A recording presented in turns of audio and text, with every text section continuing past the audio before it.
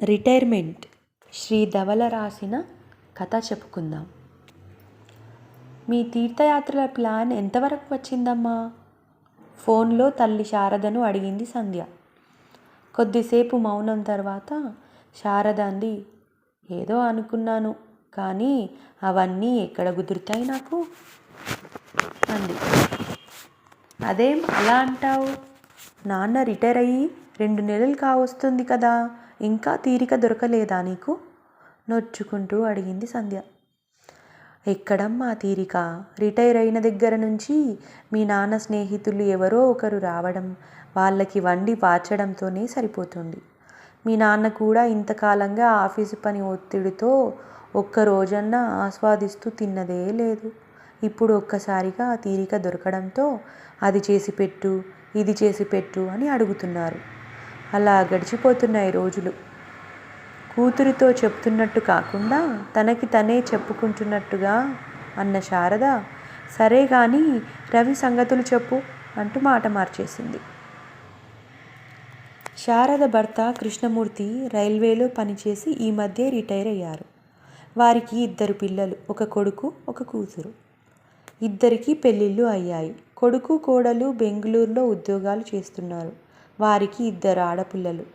కూతురు అల్లుడు హైదరాబాద్లో ఉద్యోగాలు చేస్తున్నారు. వారికి ఒక మగపిల్లాడు. కృష్ణమూర్తి రైల్వేలో ఉద్యోగం కావడంతో ఎక్కువ ట్రాన్స్ఫర్లు అవుతూ ఉండేవి. పిల్లల్ని తిప్పినట్టుగా ఊర్లు మారుతూ ఉంటే పిల్లల చదువు పాడవుతుందని శారదని పిల్లల్ని తమ సొంత ఊరు కాకినాడలో ఉంచాడు మూర్తి. వారి దగ్గరే కృష్ణమూర్తి తల్లి అనసూయమ్మ గారు ఉండేవారు. ఏదైనా ఉద్యోగం చేస్తే వేడినీళ్లకు చన్నీళ్లలాగా ఉంటుందని ఉద్యోగానికి ప్రయత్నించమని ప్రోత్సహించాడు మూర్తి. పిల్లలకి మంచి చదువు చెప్పించాలంటే కష్టపడడం తప్పదనుకుని అయిష్టంగానే ఒప్పుకుంది శారద. ఆమెకి త్వరలోనే ఒక ప్రైవేట్ కంపెనీలో ఉద్యోగం వచ్చింది. ఇక అప్పటి నుంచి జీవితం ఉరుకులు పరుగుల మీదే సాగినట్టు తోచింది శారదకు.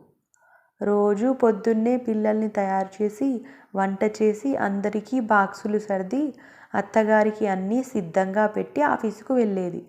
సాయంత్రం ఇంటికి వచ్చేటప్పుడు ఇంటికి కావలసిన సరుకులు కూరగాయలు తెచ్చుకోవడం, రాత్రి వంట పని ఆమె దినచర్య.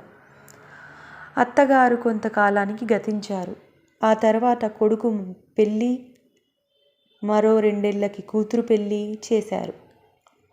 కూతురు సంధ్య పురిటికి కాకినాడ వచ్చే నాటికి శారద ఉద్యోగం మానేసింది ఇంకా పని చేయలేక.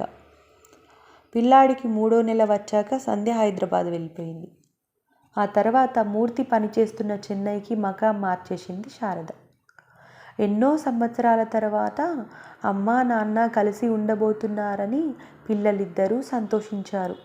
మూర్తి రిటైర్ అయ్యాక ఈ మధ్యనే ఇద్దరూ కాకినాడ చేరారు. శారద మూర్తి చెన్నైలో ఉండగా ఒకరోజు సంధ్య తల్లిని అడిగింది, నాన్న ఇంకా రిటైర్ అవుతారు కదమ్మా, అప్పుడంతా ఖాళీనే, మీ ఇద్దరికి ఏం చేస్తారు అని. శారద ఎంతో ఉత్సాహంతో చెప్పింది, నేను ఎదురు చూస్తున్నది దానికోసమేనే. ఇంతకాలం బాధ్యతలతో ఏమీ చేయలేకపోయాము. ఇప్పుడు ఉద్యోగ బాధ్యతలు లేవు, పిల్లల బాధ్యతలు లేవు. అందుకే నాకు తీర్థయాత్రలు చేయాలని ఉంది.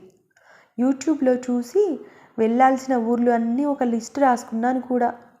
ముఖ్యంగా ఎప్పటినుంచో మధుర చూడాలని నా కోరిక. తల్లి ఉత్సాహం చూసి సంధ్యకు కూడా ఆనందం కలిగింది.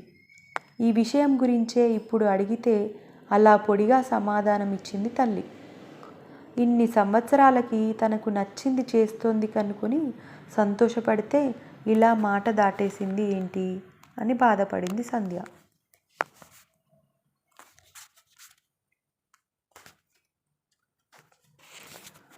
ఏంటి, మీ చెల్లెలి ఇంటికి వెళ్తావా 20 రోజులు? ఎందుకు అన్నట్టు అడిగాడు మూర్తి భార్యను.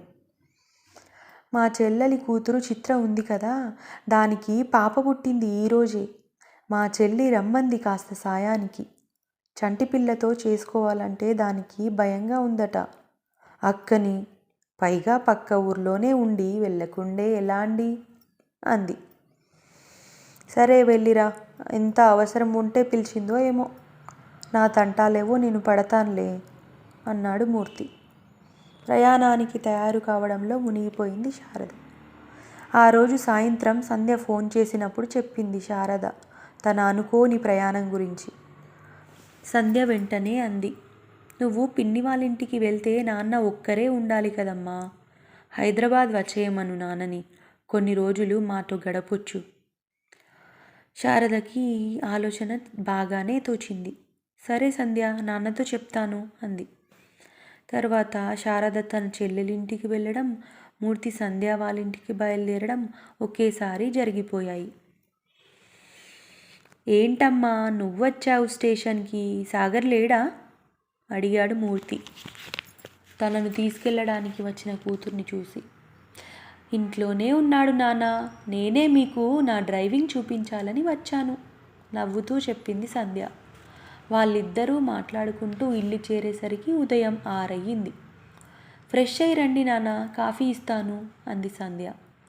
సంధ్య ఇచ్చిన కాఫీ తాగి పేపర్ చదువుతూ కూర్చున్నాడు మూర్తి. సంధ్య వంట పనిలో పడింది. 7 కొట్టేసరికి సాగర్ లోపల నుంచి పిలిచాడు, సంధ్య కాఫీ అని.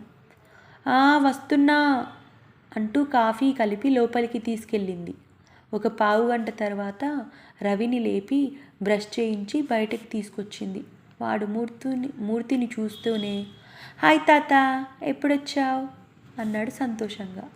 పొద్దున్నే వచ్చానురా, నీకు సర్ప్రైజ్ ఇవ్వాలని నీతో చెప్పలేదు మమ్మీ అన్నాడు వాడిని ఒళ్ళో కూర్చోపెట్టుకుంటూ. అవునా, నేను చాలా సర్ప్రైజ్ అయ్యాను అన్నాడు రవి సంతోషంగా. ఈలోపు సంధ్య రవికి పాలు తీసుకొచ్చి, రవి పాలు తాగి స్నానం చేసిరా త్వరగా, తాతయ్యతో సాయంత్రం ఆడుకుందు గాని అంది. Okay mummy. తాత, సాయంత్రం నీకు నా కొత్త వీడియో గేమ్స్ నేర్పిస్తాను అన్నాడు ఉత్సాహంగా. అలాగే అన్నట్టు తలూపాడు మూర్తి. సాగర్ బయటికి వస్తూ, బాగున్నారా మామయ్య అని పలకరించాడు. బాగున్నాను సాగర్ అన్నాడు. ఎలా ఉంది మీ రిటైర్డ్ లైఫ్ అడిగాడు సాగర్. చాలా ప్రశాంతంగా ఉంది సాగర్. ఇప్పటికీ దొరికిన తీరికతో నా పాత స్నేహితుల్ని అందరినీ కలుస్తూ కులాసాగా కబుర్లు చెప్పుకుంటూ నచ్చినవి వండించుకొని తింటూ హాయిగా గడిపేస్తున్నాను అన్నాడు మూర్తి. సాగర్ మూర్తి మాటల్లో పడ్డారు. సంధ్య పిల్లాడి వెనుక తిరుగుతూ వాడిని స్కూల్కి తయారు చేస్తూనే వంటింట్లో పని చక్కబెడుతుంది. 7:30 అయ్యేసరికి రవికి ఇడ్లీ తినిపించి స్కూల్ బస్ ఎక్కించడానికి వెళ్ళింది. ఈలోపు సాగర్ పేపర్ తిరగేసి వాకింగ్కి వెళ్ళొచ్చాడు. సాగర్ స్నానం చేసి వచ్చేసరికి 8:30 అయింది. రండి నాన్న, టిఫిన్ రెడీ పిలిచింది సంధ్య. నీకిష్టమని పెసరట్టు ఉప్మా చేశాను అంది. మరి పొద్దున్న రవికి ఇడ్లీ పెట్టినట్టున్నావు సందేహంగా అడిగాడు మూర్తి. అదా, వాడు పెసరట్టు తినడు నాన్న, ఉప్మా అంటే ఛీ అంటాడు. అందుకే వాడికి ఇడ్లీ చేశాను. మీకు సాగర్కి కూడా ఇష్టమని పెసరట్టు చేశాను అంది. ఆఫీసుకు వెళ్ళేదానివి ఇన్ని పనులు ఎందుకమ్మా అన్నాడు మూర్తి నొచ్చుకుంటూ. ఏం పర్లేదు నాన్న, నాకు అలవాటే అనేసింది సంధ్య తేలిగ్గా. నువ్వు కూడా తినచ్చుగా సంధ్య, మళ్ళీ నీకు ఆఫీస్ టైం అవుతుందేమో అన్నాడు మూర్తి. ఈరోజు మా ఇద్దరికి వర్క్ ఫ్రమ్ హోమ్ నాన్న, తొందర లేదు. నేను మీకు పెట్టేసి స్నానం చేసి వచ్చి తింటాను అంది. తర్వాత సంధ్య స్నానం చేసి వచ్చి అప్పటికే టేబుల్ మీదున్న చల్లారిన పెసరట్టు తింటూ, ఇంకేంటి నాన్న, మీకు కాలక్షేపం బాగానే అవుతుందా అని అడిగింది తండ్రిని. అది సరే, కానీ అలా చల్లారినవి తినకపోతే నువ్వు వేడిగా వేసుకోవచ్చు కదమ్మా అన్నాడు మూర్తి. సంధ్య నవ్వుతూ, ఇందాక మీకు వేసినప్పుడు పెనం వేడిగా ఉందని నాకు కూడా 2 వేసేసుకున్నాను నాన్న. మళ్ళీ విడిగా అంటే టైం వేస్ట్ కదా. అయినా ఇదేమైనా కొత్త నాకు, రోజూ అలవాటే అంది చాలా తేలిగ్గా. తండ్రి మనసు బాధపడింది. సాగర్ ఈ సంభాషణ వింటూ కూడా ఏమీ మాట్లాడలేదు. ఫోన్లో ఏదో చూసుకుంటూ ఉండిపోయాడు. తర్వాత సంధ్య ఆఫీసు పని చేసుకుంటూనే మధ్యలో వచ్చి పని మనిషికి గిన్నెలు వేయడం లాంటి పనులు చేసింది. మూర్తి పుస్తకం చదువుతూ ఇవన్నీ గమనిస్తున్నాడు. పని మనిషి వెళ్ళిపోయాక సంధ్య వచ్చి అరగంటలో గబగబా వంట చేసేసింది. ముగ్గురు కబుర్లు చెప్పుకుంటూ తినేశారు. సాయంత్రం రవిని స్కూల్ బస్ దగ్గర నుంచి మూర్తి తీసుకొచ్చాడు. రవి వచ్చాక వాడి షూస్ విప్పించి బట్టలు మార్చింది సంధ్య. రాగానే గేమ్స్ ఆడతానంటే వాడిని ఆపి ముందు హోంవర్క్ చేయమంది. వాడు అయిష్టంగానే బ్యాగ్ తీశాడు. నేను చూస్తానులే సంధ్య, నువ్వు వెళ్ళి నీ వర్క్ చూసుకో అన్నాడు మూర్తి. చాలా థ్యాంక్స్ నాన్న అంది సంధ్య హాయిగా. రవి చేత హోంవర్క్ చేయించాక వాడితో కాసేపు వీడియో గేమ్స్ ఆడాడు మూర్తి. ఈలోపు సంధ్య అందరికీ స్నాక్స్ ఇచ్చి టీ పెట్టింది. సాయంత్రం 6 అయ్యేసరికి సాగర్ ల్యాప్టాప్ మూసేసి హాల్లోకి వచ్చి కూర్చున్నాడు. రవి వాళ్ళ నాన్నతో, నాన్న ఈరోజు ఫ్రైడే కదా, ఏదైనా మూవీ చూద్దామా అన్నాడు. సరే అలాగే రవి అంటూ సాగర్ టీవీ ఆన్ చేసి ఓటీటీలో కొత్తగా రిలీజ్ అయిన సినిమా ఒకటి పెట్టాడు. ముగ్గురు చూస్తున్నారు. సంధ్య మాత్రం ఇంకా ఆఫీస్ పనిలోనే ఉంది. 7 అయ్యాక వచ్చి ఏం సినిమా చూస్తున్నారు అంటూ ఒకసారి టీవీలోకి చూసి అంతలోనే అమ్మో టైం 7 అయిందా అంటూ గడియారం చూసి నేను వెళ్ళి వంట చేయాలి బాబు అనుకుంటూ వంటింట్లోకి వెళ్ళింది. 1 గంట అయ్యాక భోజనానికి రండి అంది. ఇక్కడికే తీసుకురా మమ్మీ, సినిమా ఇంకా అవ్వలేదు అన్నాడు రవి. ఓకే నాన్న అని అన్నీ టీవీ దగ్గర అమర్చింది సంధ్య. మూర్తి కూడా వెళ్ళి కూతురికి హెల్ప్ చేశాడు. రవి సినిమా పాజ్లో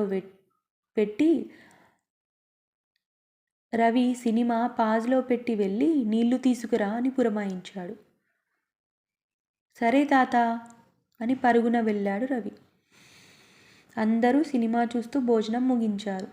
సంధ్య వంటింట్లో అన్నీ సర్దుకొని వచ్చేసరికి సినిమా అయిపోయింది. రవి ఇంకా వెళ్ళి పడుకో, రేపు హాలిడే ఉన్నది నాకు నాన్నకి, కానీ నీకు కాదు అంది సంధ్య. సరే మమ్మీ, కానీ రేపు నైట్ మాత్రం నా ఇష్టం వచ్చినంతసేపు చూడనివ్వాలి అంటూ మూర్తికి గుడ్ నైట్ చెప్పి వెళ్ళాడు రవి. ఇంతలో తన ఫ్రెండ్ ఫోన్ చేస్తే మాట్లాడుతూ రూమ్లోకి వెళ్ళాడు సాగర్. ఏంటమ్మా సంధ్య, నీకు ఆఫీస్ వర్క్ ఎక్కువ ఉంటుందా? చాలాసేపు చేసినట్టు కనిపించావు అన్నాడు మూర్తి. అదేం లేదు నాన్న, వంట చేయడానికి, రవి ఇంటికి వచ్చాక చూసుకోవడానికి మధ్యలో బ్రేక్స్ తీసుకుంటాను కదా, అందువల్ల కొంచెం ఎక్స్ట్రా టైం పడుతుంది నాకు అని చెప్పింది. ఇంతలో సాగర్ వచ్చి, సంధ్య నా ఫ్రెండ్ కిషోర్ తెలుసు కదా, రేపు వాడు తన వైఫ్తో కలిసి హైదరాబాద్ వస్తున్నాడట. కలిసి చాలా రోజులైంది కదా అని మన ఇంటికి లంచ్కి రమ్మన్నాను. ఎలాగూ నీకు రేపు సెలవే కదా, ఓకేనా అని అడిగాడు. అలాగా, సరేలే, ఎలాగూ రమ్మని చెప్పేశావు కదా, ఏదో ఒకటి వెరైటీ చేస్తానులే రేపు అంది ఒకంత నీరసంగా. థ్యాంక్స్ అని చెప్పి లోపలికి వెళ్ళిపోయాడు. చూశారా నాన్న, సెలవు రాగానే ఏదో ఒక పని ఇలా వస్తుంది. సర్లే, ఆడవాళ్ళకి తప్పదు కదా, మీకు రిటైర్మెంట్ అయినా ఉంది కానీ మాకు అది ఉండదు అంటూ నిట్టూర్చింది సంధ్య. మూర్తి ఆలోచనలో పడ్డాడు. ఆ మరుసటి రోజు కిషోర్, అతని భార్య వచ్చారు. మర్యాదకి మూర్తి వాళ్ళందరి దగ్గర కూర్చున్నాడు కానీ మనసంతా ఆలోచనలతో నిండిపోయింది. ఇదివరకు కూడా తాను కొన్నిసార్లు ఇక్కడికి వచ్చాడు, కానీ ఎప్పుడూ తన కూతురు ఇంత కష్టపడుతున్నట్టు తనకి తోచలేదు. ఎప్పుడూ శారదతో కలిసి రావడం వల్ల తాను అంతగా గమనించలేదా ఏంటి? అయినా తన కూతురు అల్లుడి కన్నా ఎందులో తీసిపోయింది? ఒక్క వయసులో తప్ప ఇంకెందులోనూ తక్కువ కాకుండా ఉండాలనే వెతికి మరీ ఈ సంబంధం చేశాడు. మరెందుకు సంధ్య మాత్రమే అంత కష్టపడుతోంది? ఇదివరకు సాగర్ ఇలా ఉన్నట్టు తనకు గుర్తులేదే. అయినా అతన్ని తప్పు పట్టడానికి తనకు ఏం అర్హత ఉంది? తను కూడా ఇంట్లో ఇలాగే ప్రవర్తిస్తాడు. పైగా తన భార్య ఇష్టాలకి ఎక్కువ విలువ ఇస్తాడని మంచి పేరుంది బంధువర్గంలో. ఇక్కడి పరిస్థితులు చూశాక ఇప్పుడు అనిపిస్తోంది తాను శారదకి తగినంత సాయం చేయలేదేమో అని. అవును, తానెప్పుడు శారదకు ఇంటి పనిలో సాయం చేయలేదు. శారద ఎప్పుడు అడగలేదు మరి తనని. ఇప్పుడు సంధ్య అయినా సాగర్ని ఒక్క మాట అనడం లేదు కదా. కానీ ఒక తండ్రిగా తన కూతురి కష్టం తన కళ్ళకి కనపడింది. కానీ తనతో ఇన్ని సంవత్సరాలు కష్టంలోనూ సుఖంలోనూ సహచర్యం చేసిన శారద కష్టం తనకెప్పుడూ కనపడలేదు. ఇంత చిన్న విషయం ఇంతవరకు తనకు గ్రహింపుకు రానందుకు చాలా సిగ్గుపడ్డాడు. అక్కడ ఉన్నన్ని రోజులు సంధ్యకు తనకు చేతనైన సాయం చేస్తూ వచ్చాడు. ఒకరోజు సంధ్య అడిగింది, నాన్న, ఇంకా మీకు ఆఫీస్ లేదు కదా, ఏవైనా గుళ్ళు గోపురాలు చూసి రావచ్చు కదా, అమ్మకి ఎప్పటినుంచో కోరికగా ఉంది అని. అవునా, అమ్మ వెళ్ళాలి అనుకుందా అడిగాడు మూర్తి. అనుకోవడం ఏంటి నాన్న, మీరు రిటైర్ అయ్యాక ఎక్కడికి వెళ్ళాలో ఒక పెద్ద లిస్ట్ రాసి పెట్టుకుంది కూడా, అందులో మొదటిది మధుర చెప్పింది నవ్వుతూ.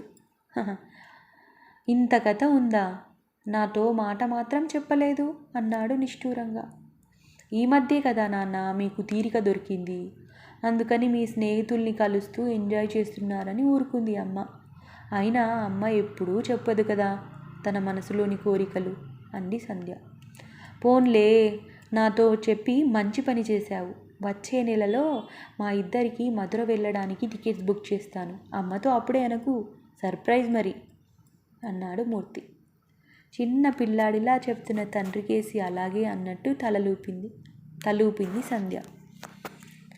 శారద ఇంటికి వచ్చే రోజు తనకంటే ముందే మూర్తి ట్రైన్ దిగాడు. శారద వచ్చే సమయానికి తనకి వేడిగా కాఫీ చేసి ఇవ్వాలని అనుకుంటూ దారిలోనే పాల ప్యాకెట్ కొని ఇంటికెళ్ళగానే ముందు డికాషన్ వేసి అప్పుడు స్నానానికి వెళ్ళాడు. శారద లోపలికి వస్తూనే, ఎన్నింటికి వచ్చారండి అంటూ వచ్చింది. నేను 6ంటికే వచ్చానులే, నువ్వు వెళ్ళి కాళ్ళు చేతులు కడుక్కొనిరా, మంచి కాఫీ ఇస్తాను అన్నాడు. శారద ఆశ్చర్యం, అబ్బో మీరు పెట్టారా అంది. ఏం, నాకు రాదనుకున్నావా, ఇదివరకు అంతా నేను చేసుకోలేదా ఏంటి అన్నాడు కిసుకగా. రాదని కాదు అని అర్ధోక్తిగా ఆపేసింది శారద. కాఫీ తాగుతూ విశేషాలు మాట్లాడుకున్నారు ఇద్దరు. నీకో సర్ప్రైజ్ అన్నాడు మూర్తి. ఏంటండి, ఈరోజు అన్నీ కొత్తగా అంటూ నవ్వేసింది శారద. జీవితంలో కొత్త పాఠాలు నేర్చుకున్నప్పుడల్లా మనం కొత్తగా మారుతూనే ఉంటాం కదా, అది ఏ వయసుకి అయినా వర్తిస్తుంది. సంధ్య వాళ్ళింటికి వెళ్ళి చూశాకే నాకు నీ కష్టం అర్థమైంది. ఇంతకాలం కేవలం నా కళ్ళతోనే చూశాను, కానీ ఇప్పుడు మనసుతో చూస్తే అర్థమయ్యింది ఇంటి పనులు ఆఫీస్ పనులతో నువ్వు ఎంత కష్టపడ్డావన్న విషయం అన్నాడు. ఏంటో చాలా కొత్తగా మాట్లాడుతున్నారు. నేను కష్టపడ్డాను నిజమే, కానీ అదంతా మన కుటుంబం కోసమే కదా అండి. మీరు మాత్రం కుటుంబానికి దూరంగా ఉండి కష్టపడలేదా ఏంటి అంది శారద. అవును శారద, అందుకే నాకు రిటైర్మెంట్ ఉంది, కానీ నీకు అది కూడా లేదు కదా. అందుకే ఇక నుంచి మన ఇద్దరం పనులు పంచుకుంటూ మనం గతంలో టైం లేక చేయలేకపోయిన పనులన్నీ చేద్దాం, సరేనా అన్నాడు మూర్తి. బాగానే ఉంది, అంతకంటే నాకు ఇంకేం కావాలండి. ఇంతకీ ఆ సర్ప్రైజ్ ఏంటో చెప్పండి అంది శారద కుతూహలంగా. మనం మధుర వెళ్ళడానికి టికెట్స్ తీసుకున్నాను అన్నాడు మూర్తి మెరిసే కళ్ళతో. అవునా, సంధ్య చెప్పిందన్నమాట మీకు అంది శారద ఆనందంగా. అవును, నీ లిస్టు ఎప్పటికైనా నాకు చూపిస్తే నేను కూడా మంచి భర్త అవ్వడానికి ప్రయత్నిస్తాను మరి అన్నాడు మూర్తి ఆట పట్టిస్తూ. ఊరుకోండి, ఇప్పుడు మీరు మంచి భర్త కాదని ఎవరన్నారు అంటూ నవ్వేసింది శారద. మొత్తానికి నన్ను విలన్ని చేసి మీ నాన్నగారికి సినిమా చూపించావుగా అన్నాడు సాగర్ చపాతీలు ఒత్తుతూ. సినిమా కాదండి, మా అమ్మ మనసు ఆయనకి అర్థమయ్యేలా చూపించాలి అనుకున్నాను అంతే. మా నాన్న చాలా మంచివారు, కానీ భార్య చెప్పకుండానే తన మనసులో మాట తెలుసుకునే తెలివితేటలు లేవు. మా అమ్మ ఏమో బయటకి చెప్పదు, అందుకే ఈ చిన్న నాటకం అంది చిన్నగా నవ్వుతూ. అయితే మాత్రం ఇప్పుడు వాళ్ళిద్దరూ నన్ను తిట్టుకుంటూ ఉంటారు నిన్ను కష్టపెడుతున్నందుకు అన్నాడు బాధ నటిస్తూ. అయితే ఈసారి మా అమ్మ నాన్న వచ్చినప్పుడు వంట మొత్తం నువ్వే చేయి, నేనేమీ అడ్డు చెప్పను, ఓకేనా అంది సంధ్య కళ్ళెగరేస్తూ. ఆ వంట తిన్నారంటే ఎప్పటికీ క్షమించరు మీరు వాళ్ళు నన్ను అన్నాడు సాగర్. ఇద్దరూ నవ్వుకున్నారు పెద్దగా.